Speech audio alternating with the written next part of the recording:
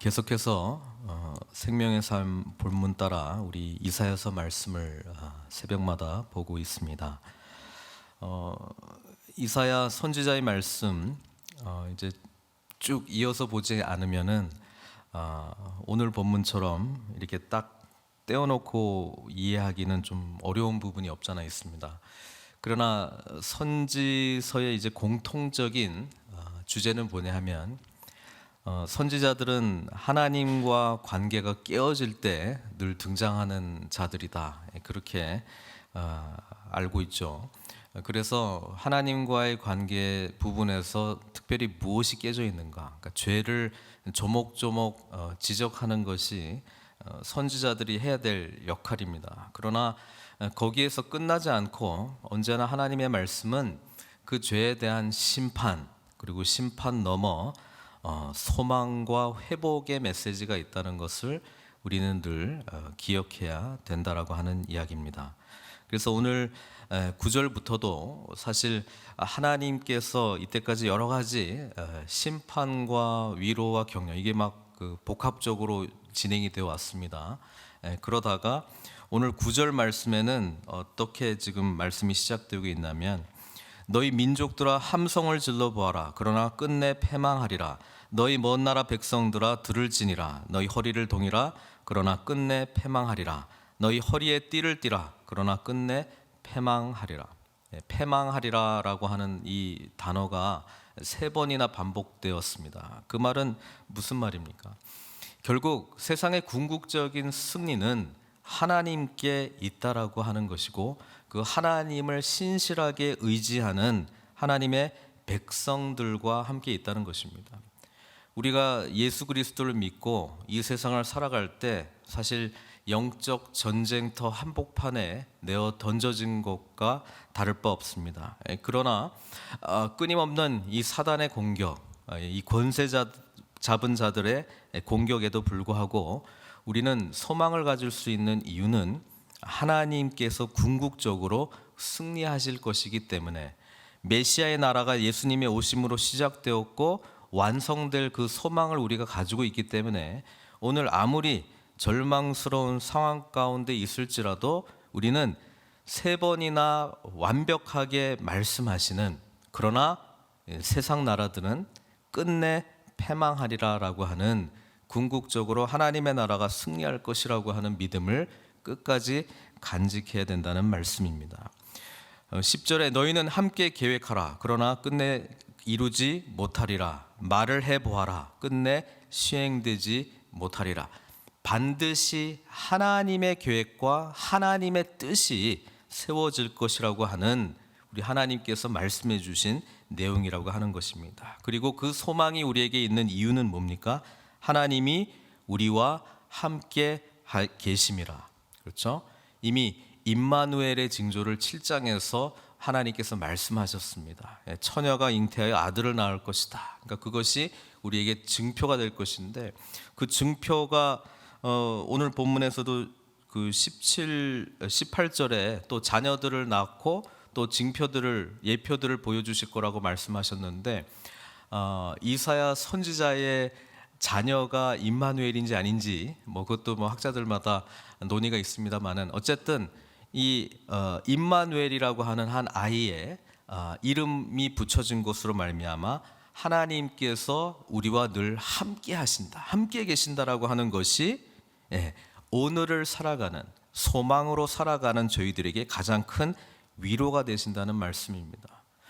생각해 보면 이 말씀, 이사야 선지자의 말씀은 그때 당시에 아람이라든지 또 북이스라엘이라든지 또 아수르, 또 먼 훗날에 또 바벨론, 이런 세력들에 의해서 위협을 받고 있었던 유다 백성들을 향하여 하나님께서 이사야 선지자를 통해서 예언의 말씀을 주신 건데요, 그들에게 소망이 될 수 있었던 것은 하나님이 우리와 함께 하시다는 거예요.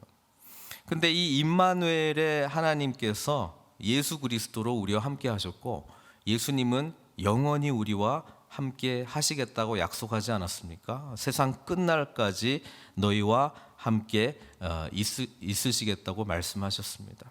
오늘을 살아가는 저희들의 소망도 임마누엘 하나님 대신 우리 예수님 때문인 것을 우리가 다시 한번 굳게 믿고 나아가야 될 줄로 믿습니다. 그래서 이 소망을 바탕으로 우리는 하나님의 나라, 세상과 역행하는 하나님의 나라를 소망하며 나아가야 된다라고 하는 게 11절부터 12절의 내용이죠. 여호와께서 강한 손으로 내게 알려주시며 이 백성의 길로 가지 말 것을 내게 깨우쳐 이르시되. 이 백성의 길이 뭡니까? 세상의 길입니다. 세상의 길은 지난 주일날 제가 말씀드렸듯이 힘의 권세, 칼의 지배를 인정하는 나라죠. 그러니까 강한 자, 많이 가진 자, 세상적으로 부한 자들이 누리는 세상. 그러나 우리 하나님께서 말씀하시는 세상은 그것과 역행하는 세상이라고 지금 이사야 선지자도 이야기를 해주고 있습니다. 업사이드 다운 킹덤이라고 하는 거예요. 하나님의 가치는 이 세상의 가치가 결코 아니라는 거예요. 그래서 이어서 12절에도 이 백성이 반역자가 있다고 말하여도 너희는 그 모든 말을 따라 반역자가 있다고 하지 말며 그들이 무서워하는 것을 너희는 두려워하지 말고 놀라지 말라. 이 백성, 세상의 군왕들의 힘의 권력을 따라가는 자들은 반역자라고 지칭하는 자들이 있겠죠. 이때 당시에도 야, 우리가 아람에 붙어야 된다. 북이스라엘과 함께 아수르의 세력에 대항하자. 아니다. 우리가 아수르의 친아수르 정책을 쓰자. 그래야 우리나라가 살 것이다. 그러니까 서로 쟤는 반역자다. 쟤는 반역자다. 뭐 이렇게 지금 이야기를 하고 있다는 이야기입니다. 그런데 반역자가 있다고 하지 말라. 오히려 진정한 반역자는 하나님을 의지하지 아니하고 이 세상의 가치, 이 세상 방법을 의지하는 것이야말로 진짜 반역자라고 하는 것이죠. 그리고 하나님의 백성들은 이 세상 사람들이 두려워하는 것을 두려워하지 않는다. 이 세상 사람들이 두려워하는 게 뭐예요? 이제 힘센 자들이 쳐들어와서 우리 약자들이 이제 다 빼앗기는구나, 다 죽는구나.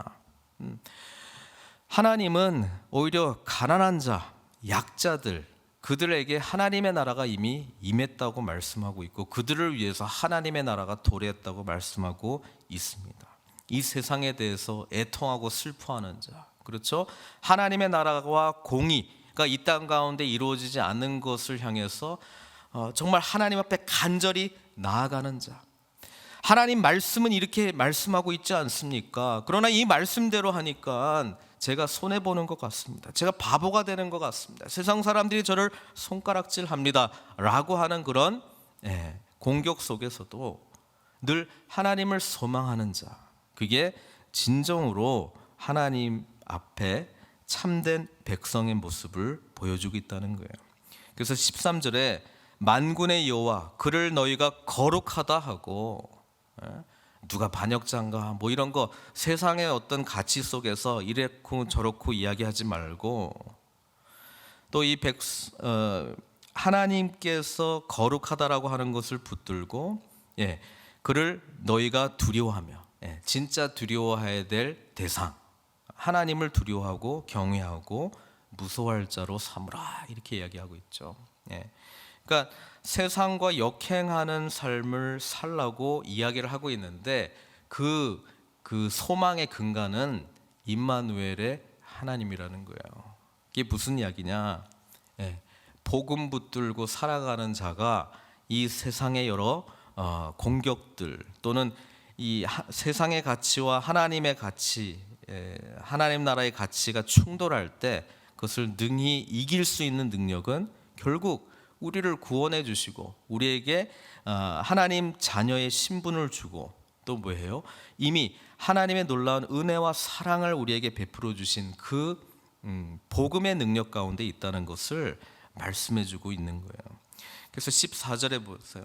그가 성소가 되시리라. 그가 성소가 되시리라. 이스라엘 백성들, 뭐 지금은 남북으로 갈려 있어서 이제 북이스라엘, 남유다입니다만은 남쪽 유다의 예루살렘에 성전이 있죠. 근데 하나님께서 여기서 지금 뭐라고 했냐면은 그가 하나님이 성소가 되시리라. 예.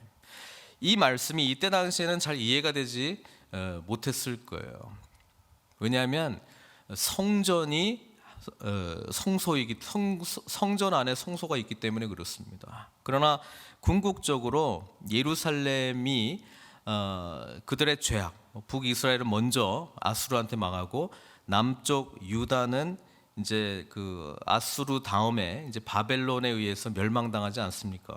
그게 다 죄에 대한 심판 때문에 이루어진 거거든요. 근데 하나님께서 여기서 그가 성소가 되시리라, 하나님께서 성소가 되신다라고 이야기를 하고 있습니다.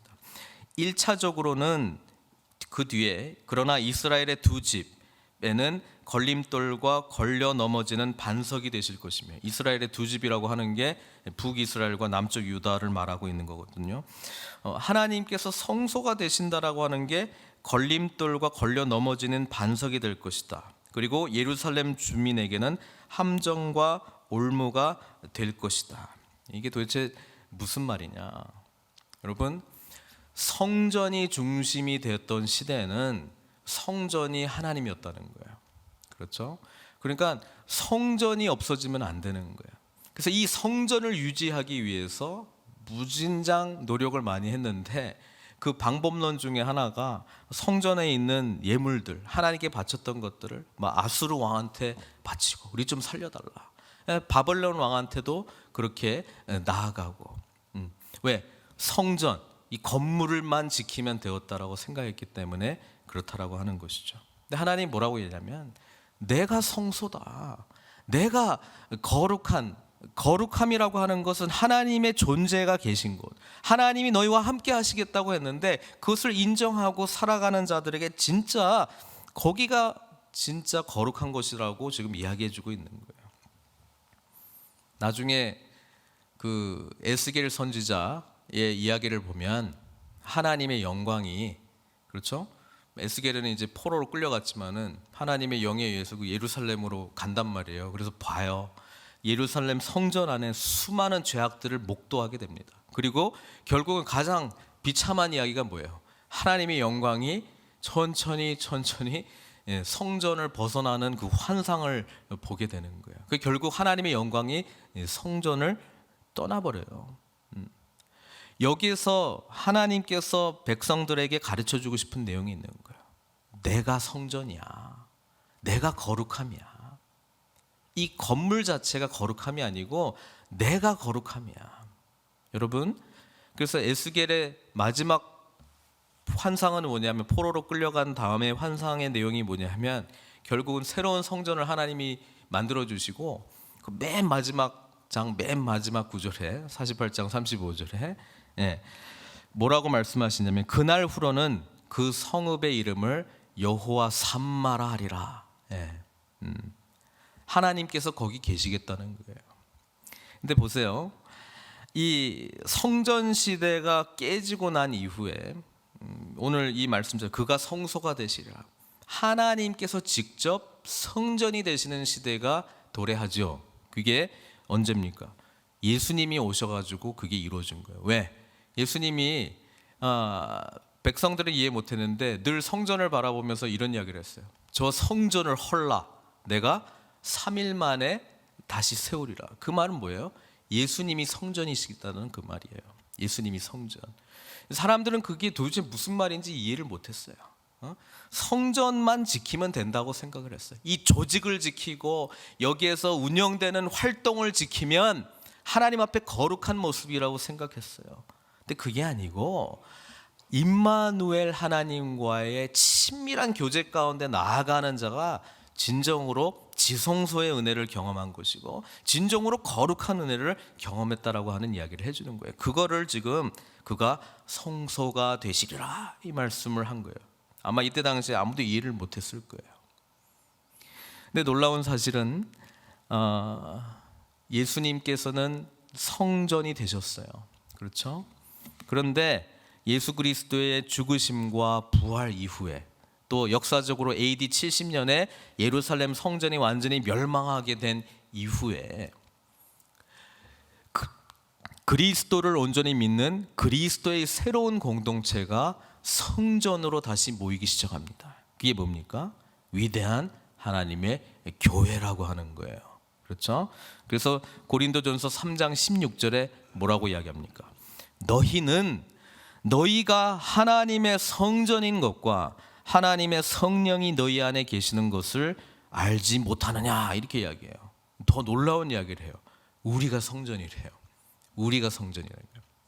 우리라고 하는 것은 예수 그리스도의 복음을 믿는 자, 받아들인 자, 예수 그리스도 임마누엘의 하나님이 우리와 함께하는 자. 그래서 그리스도의 영이신 성령께서 우리와 늘 함께 하시고 또 성령께서 우리의 삶을 인도해 주시는, 그래서 성령 충만한 삶으로 살아갈 때에 뭐예요? 참된 성전의 온전한 기능을 우리가 감당하는 것 아니겠습니까?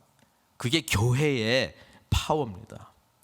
하나님의 임재, 함께 하심과 하나님의 거룩한 영이 거하시는 것, 이게 바로 교회의 힘이라고 하는 거예요. 근데 여기서는 이제 일단 하나님이 성소가 되시리라 라고 하는 것을 일단 말씀해 주고 있고, 이게 이때 당시에는 이해를 못했습니다마는 걸림돌이 될 거라고 이야기하잖아요. 예수님도 자기 자신이 걸림돌이 될 거라고 하는 이 예언의 말씀이 지금 유대인들이 예수님께서 이 성전을 내가 3일 만에 세우리라 라고 하는 이 진리의 말씀을 막 선포하고 있을 때 아무도 못 받아들이는 거 아니에요. 예수님을 죽이기까지 없애려고 했던, 그처럼 반감이 들게 했던 사건들을 우리는 이 말씀을 통해서 다시 한번 생각할 수 있습니다. 많은 사람들이 그로 말미암아 걸려 넘어질 것이며 부러질 것이며 덫에 걸려 잡힐 것이니라.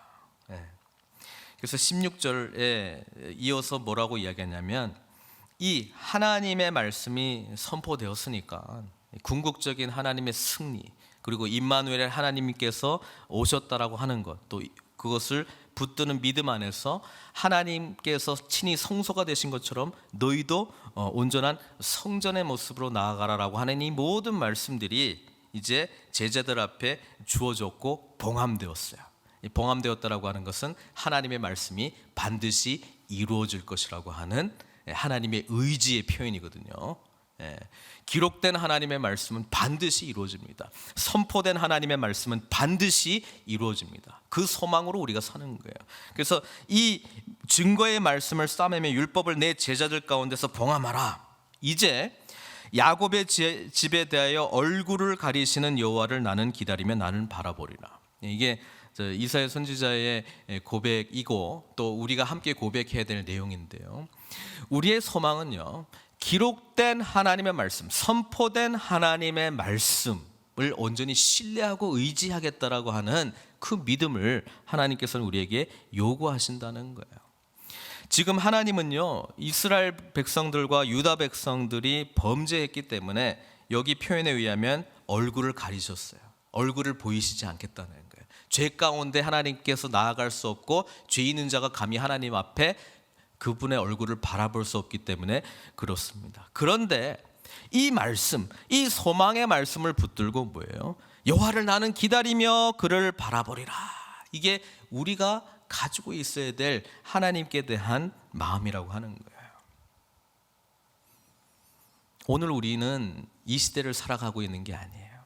하나님께서 얼굴을 가리시는 게 아니고요, 하나님께서 하늘 영광을 버리시고 이 땅 가운데 친히 우리 만나시기 위하여 그분의 얼굴을 우리 가운데 드러내신 분이 예수 그리스도시고, 이게 놀라운 하나님의 은혜 아닙니까?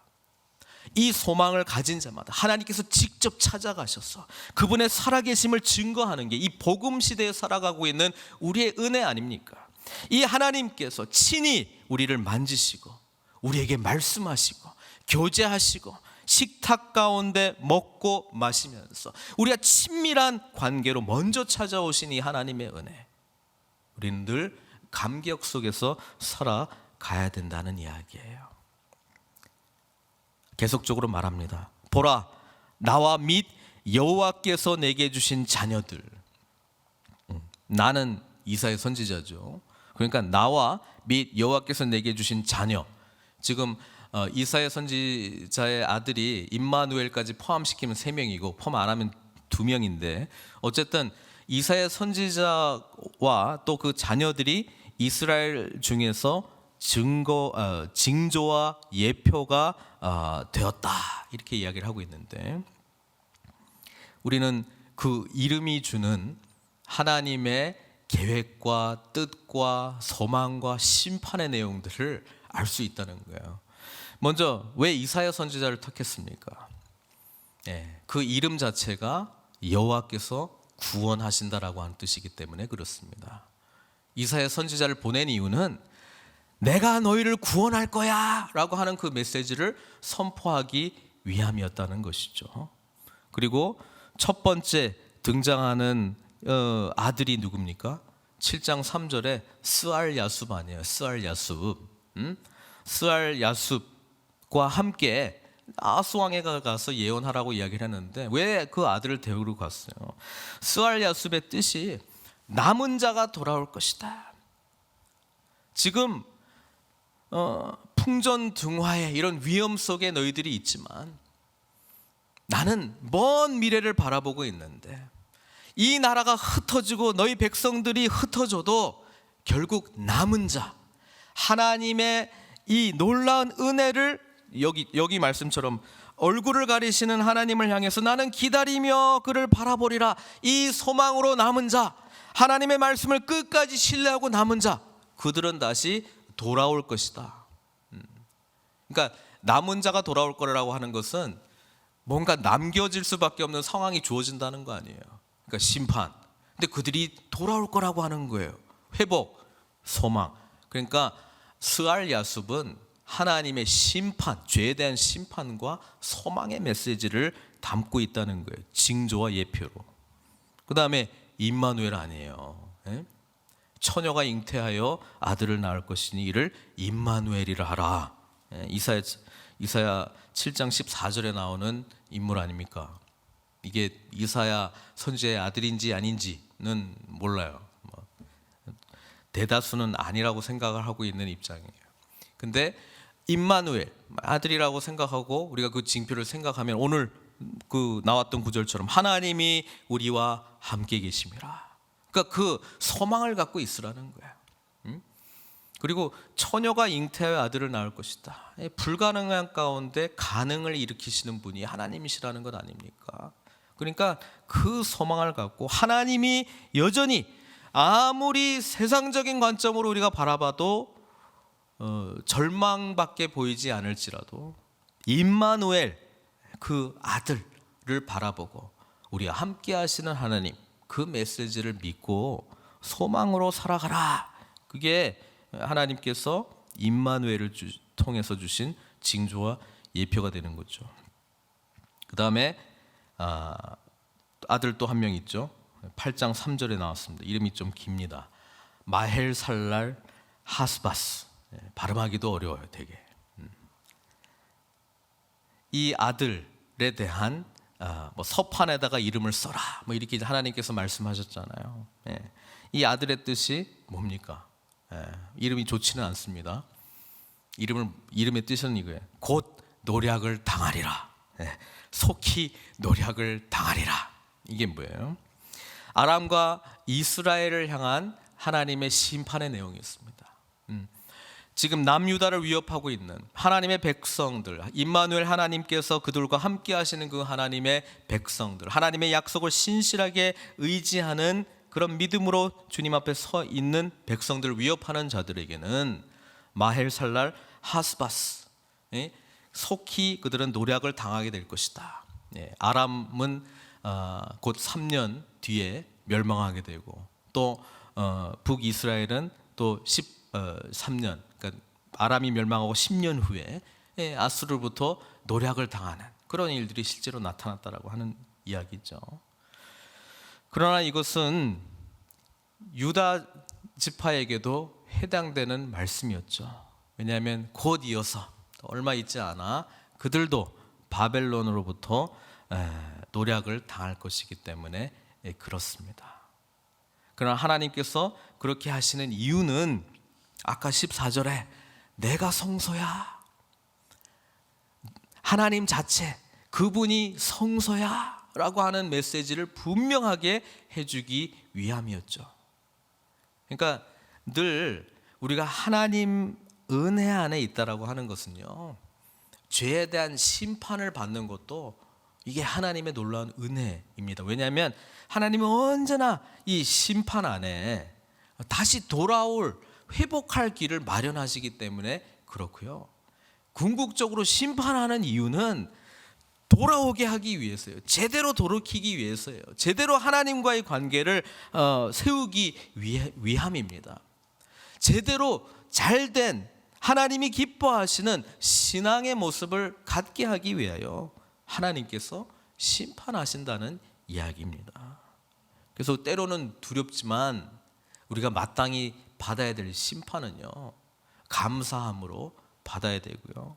또 하나님께서 심판의 말씀을 쭉 하다가 중간중간에 소망과 회복의 말씀을 반드시 꼭 끼워서 말씀하세요. 왜냐하면 진짜 그 자녀를 사랑하는 아비의 마음처럼, 사랑하는 아비가 아들을 사랑하기 때문에 징계한 같이 우리 하나님께서도 우리를 사랑하신다는 거예요. 근데 하나님과의 관계 속에서 이 죄의 부분만큼은요, 하나님이 양보할 수가 없어요. 왜냐하면 죄의 삭선 결국은 사망이기 때문에 그래요. 그러니까 하나님께서는 죄에 대해서 민감하게 우리한테 반응하시지 않을 수 없는 거예요.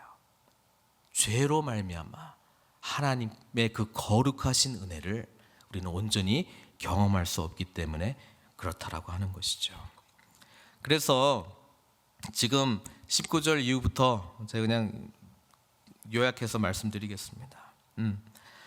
다른 것 의지하지 말라는 거예요. 어떤 사람이 너에게 말하기를 주절거리며 속살거리는, 여기는 신접한 자 마술사에게 물으라 이렇게 이야기하는데, 이게 뭐예요?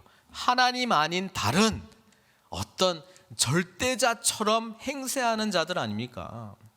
하나님 아닌 다른 하나님의 말씀보다 더 권위 있는 무엇인가를 우리가 신뢰하며 그런가? 막 그냥 혹하면서 정말 그런가? 이 세상의 전문가들이 뭐라 이야기하면 정말 그런가? 그렇게 해야 되는 건가? 이 세상의 인간관계 전문가들이 뭐라 말하면 정말 그런 건가? 우리가 혹할 수 있는데요. 20절 말씀이 하나님이 궁극적으로 하시고 싶은 이야기죠. 마땅히 율법과 증거의 말씀을 따를지니, 다른데 허탄한데 마음 두지 말고 이미 내가 말씀했고 이미 내가 이렇게 할 것이다 라고 말했던 그 모든 심판과 소망의 메시지를 포함해서 나의 말씀을 신뢰하고 믿음으로 나아가라. 이게 우리 주님께서 우리에게 하시는 말씀입니다. 그리고 나머지 21절, 22절은 그 말씀을 신뢰하지 않았을 때에 결과적으로 어떤 모습이 나타날 것인가, 그렇게 지금 그려주고 있는 것이죠. 오늘 말씀을 정리하겠습니다. 궁극적인 승리는 하나님께 있습니다. 그 승리를 온전히 의지할 수 있는 믿음의 근거는 임마누엘, 우리와 함께 하시는 하나님 때문입니다. 하나님은 친히 그분이 거룩하신 분이심을 우리에게 말씀하시고 그 거룩의 은혜를 우리에게 주셨습니다. 예수 그리스도의 복음을 통해서, 또 우리가 성전되었다라고 하는 그 선포, 우리 안에 성령께서 내주하시고 함께 하시고 우리의 삶을 인도하시는 것 때문에 우리는 이미 거룩한 성전의 모습으로 나아가야 된다는 것을 말씀해 주셨습니다. 그러나 가장 중요한 그 무엇보다도 우리는 심판하시는 하나님 앞에서 일지라도 뭐예요? 십자가의 은혜를 붙들고 여호와를 기다리며 그를 바라보는데, 어떻게 바라보냐면 말씀을 전적으로 신뢰하면서 주님을 바라봐야 된다는 이야기입니다. 사랑하는 성도 여러분, 우리의 삶이 지치고 힘들 때 있어요. 세상 방법대로 해결하고 싶은 그런 유혹에 빠질 수도 있어요. 그리고 세상 가치와 우리 하나님의 가치가 충돌할 때, 그냥 다른 사람들 다 그렇게 하는데 나 혼자 뭐 그렇다고 막 이렇게 그런 낙심하는 마음이 들 때 있습니다. 기억하십시오. 궁극적인 승리는 하나님이십니다. 하나님께서 우리와 함께 하신다면 우리는 늘 승리의 경험을 하게 될 것입니다.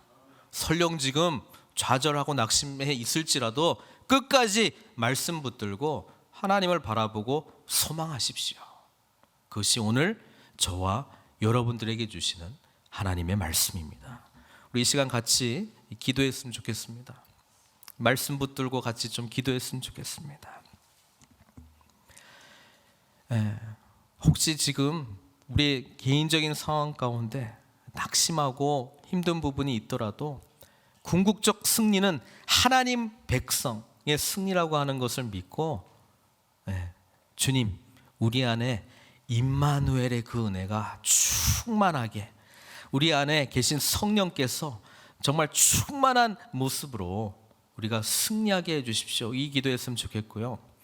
하나님께서 우리에게 말씀하신 말씀, 다른 말들 막 치고 들어오더라도 그거 다 쳐내고요, 하나님의 말씀대로 내가 의지하며 순종하겠습니다, 이 결단의 기도를 우리 주님 앞에 좀 올려드렸으면 좋겠습니다. 이 시간 우리 같이 좀 기도하도록 하겠습니다. 기도하시겠습니다.